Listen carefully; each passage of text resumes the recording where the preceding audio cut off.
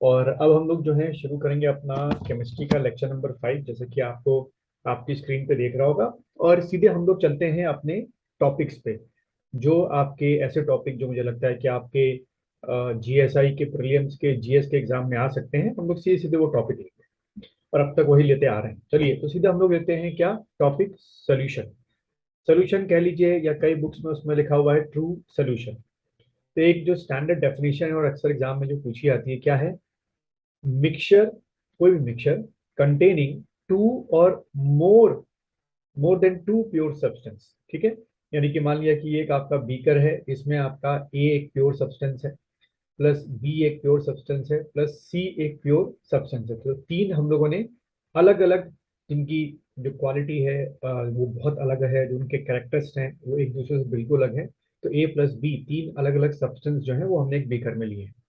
These mixture are called, जो इनका mixture बनेगा दैट इज कॉल्ड सोल्यूशन, या कह सकते हो ट्रू सोल्यूशन। यानी कि सोल्यूशन हमेशा अलग अलग जो सब्सटेंस है उनके मिलके बनता है।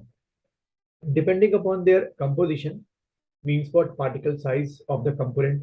हो सकता है कि ए का जो प्योर सब्सटेंस है उसका पार्टिकल साइज अलग हो, बी का जो प्योर सब्सटेंस है उसका पार्टिकल थोड़ा सा उससे बड़ा हो, और सी का जो प्योर सब्सटेंस है उसका जो पार्टिकल है वो सबसे बड़ा हो। They are divided into true solution, suspension and colloids. ठीक है, तो ध्यान रखना कि ये जो तीन डिवीजन हमें मिलते हैं ट्रू सोल्यूशन के बेसिस पे, ट्रू सोल्यूशन है, सस्पेंशन है और कोलाइड है, that is on the basis of the particle size which is involve during the making of the solution. ठीक, देन एक और डेफिनेशन जो कई किताबों में मिलती है उसको लिखिएगा, मैं आपको डिक्टेट कर रहा हूँ। लिखिए, a solution is a homogeneous. ठीक है, इज अ होमोजीनस मिक्सचर।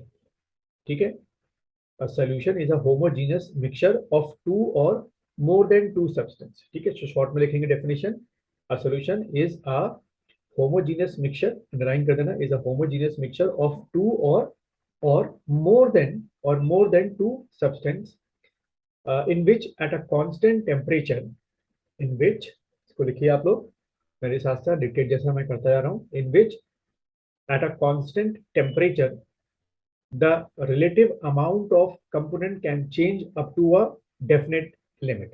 ठीक है, relative amount of component, ठीक है, relative relative amounts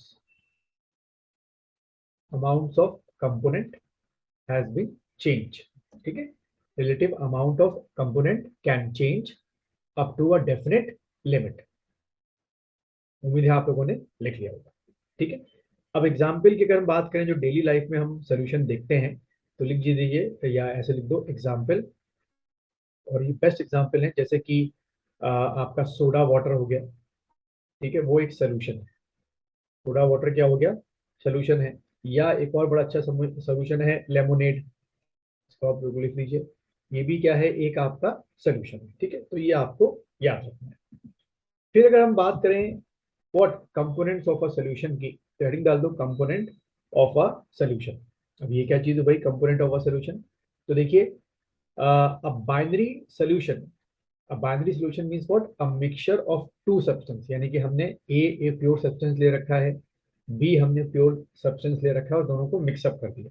ठीक है, हैज टू कंपोनेंट, हमेशा दो कंपोनेंट होंगे। एक क्या होगा, सॉल्वेंट होगा, और एक क्या होगा, सोल्यूट होगा। सोल्यूट, ठीक है, सॉल्वेंट एंड सोल्यूट। अब देखो सॉल्वेंट हेडिंग डाल दो, सॉल्वेंट क्या हुआ, शॉर्ट में लिखेंगे हम लोग the component of the solution. Solvent लिख दिया सब लोगों ने। ठीक, अब इसमें लिखिए the component of the solution that is present in the large quantity is known as solvent। यानी कि सॉल्यूशन में जो चीज लार्ज क्वांटिटी में होगी, लार्ज क्वांटिटी, और you can write it amount, large quantity, जो चीज लार्ज क्वांटिटी में होगी वो अपने आप बाय डिफॉल्ट क्या बन जाएगी, सोल्यूशन बन जाएगी।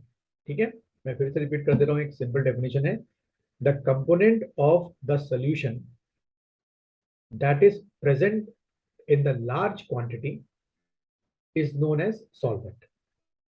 ठीक है, एक चीज तो ये होगी। सेकेंड थिंग, द सॉल्वेंट, पता चल गया भाई सॉल्वेंट क्या होगा, हमेशा सोल्यूशन में लार्ज क्वांटिटी होगा। The solvent which has greater dielectric constant is a better solvent. तो इसमें लिख दो पॉइंट करके, solvent should be, solvent should be should be dielectric constant। तो अंडरलाइन कर देना वर्ड को, डाइइलेक्ट्रिक कांस्टेंट। तो वो बहुत अच्छा क्या माना जाता है, सॉल्वेंट माना जाता है। ठीक है, then solvent are used in making what, perfumes, drugs, in the processing of various food stuffs and in beverage. ठीक है, तो ये लिखने की जरूरत नहीं, बस सॉल्वेंट का यूज कहाँ कहाँ होता है वो एक हमने डिस्कस कर। अब बात करते हैं हम लोग सोल्यूट की, तो हेडिंग डाल दो सोल्यूट।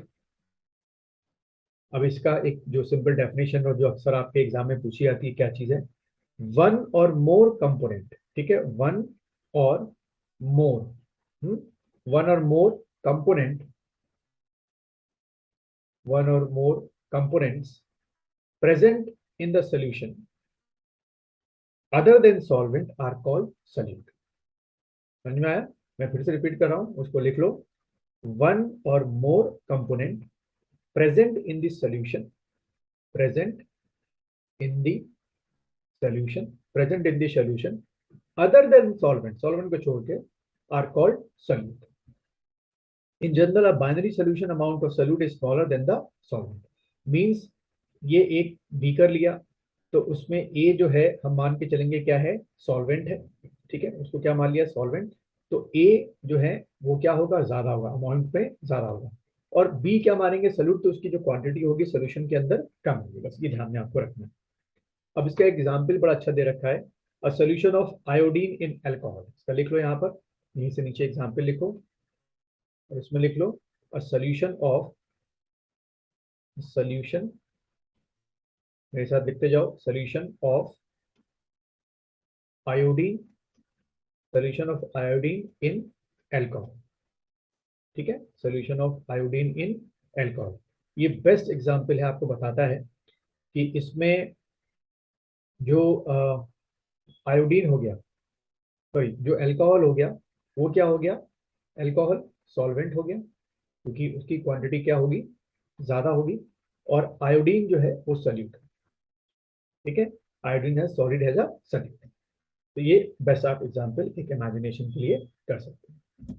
अब अगर हम बात करें कि प्रॉपर्टी ऑफ सॉल्यूशन की, जो कि सॉल्वेंट और सॉल्यूट से मिलकर बना हुआ है, तो उसकी प्रॉपर्टी क्या क्या होगी। तो देखो प्रॉपर्टीज क्या क्या है, a solution is a homogeneous mixture of two or more than two substance, a mixture of uniform composition। Uniform composition का मीन्स हो गया कि जब आप A plus B plus C, तीन आप प्योर सब्सटेंस लेते हैं, इनको मिक्सअप करते हैं और बीकर में ये A B C बिल्कुल बन गए हैं, तो you can not differentiate between A, between B, between C। ये बिल्कुल सोल्यूशन क्या बन गए, होमोजेनियस।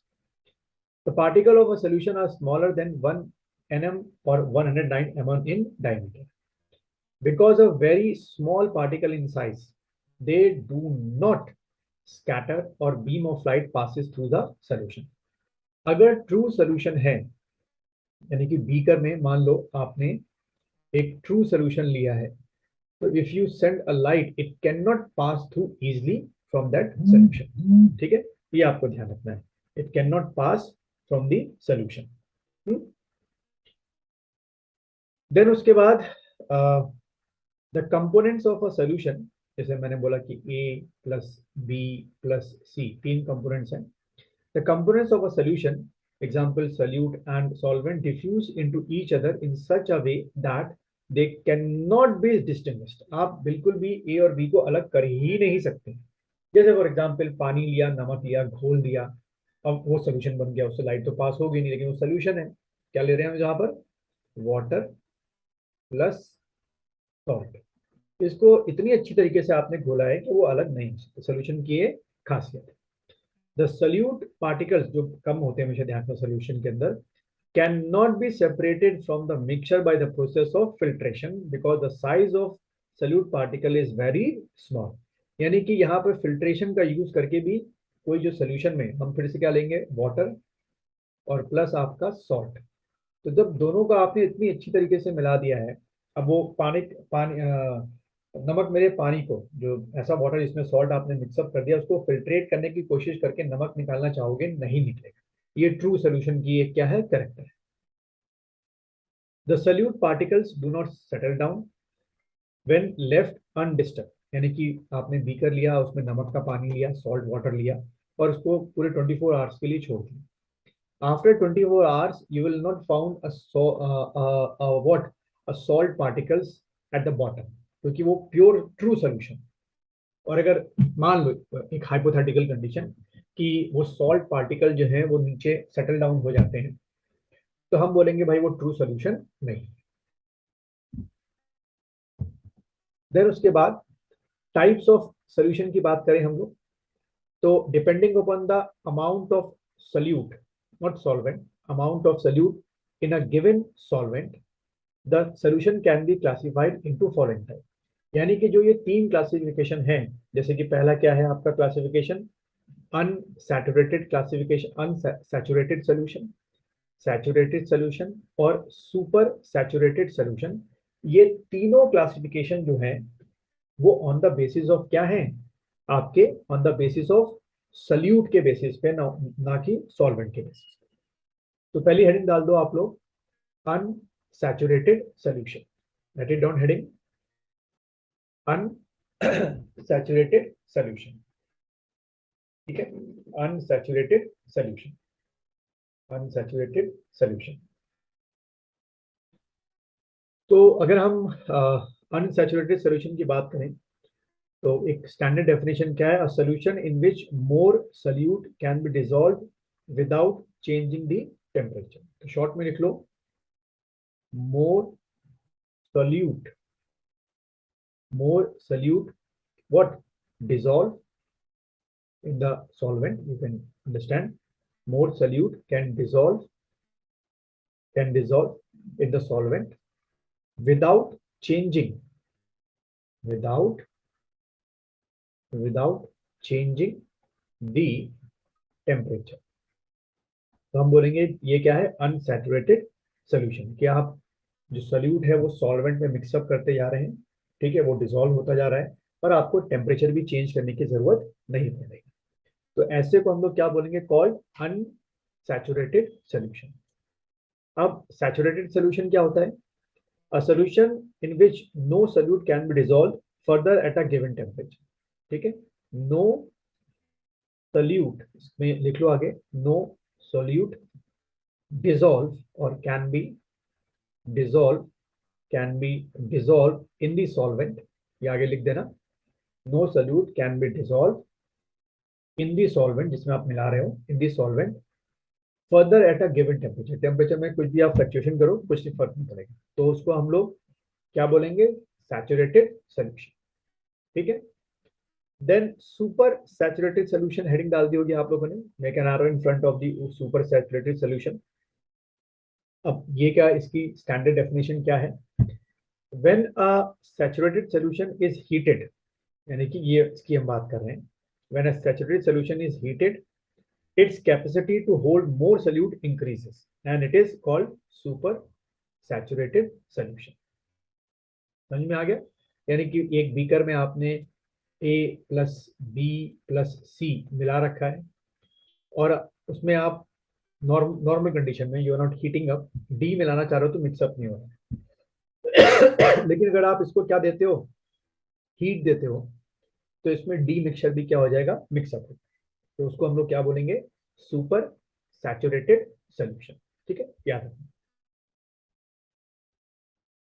अब इसके कुछ अगर हम एग्जाम्पल देख लें जो अक्सर एग्जाम में पूछे जाते हैं, और वहीं से आपको रट्टा मार लेना है, जैसे कि आप देख लोगे, टाइप ऑफ सोल्यूशन है सल्यूट, जो कि हमेशा कम सोल्यूशन में, किसी भी सोल्यूशन में ये कम होता है और सॉल्वेंट सबसे ज्यादा होता है, और उसके आपको कॉमन एग्जाम्पल पूछ लेते हैं।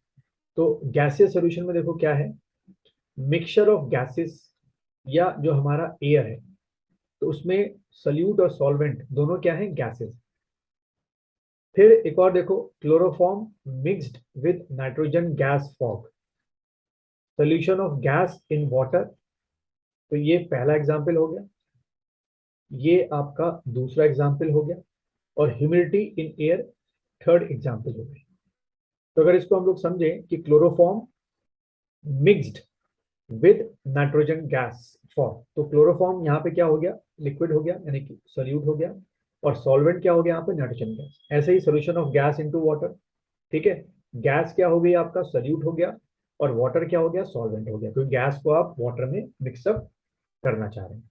ऐसी ह्यूमिडिटी इन दी एयर, एक सोल्यूट और एक सॉल्वेंट। ऐसी देखो camphor in nitrogen gas, smog, smog plus fog.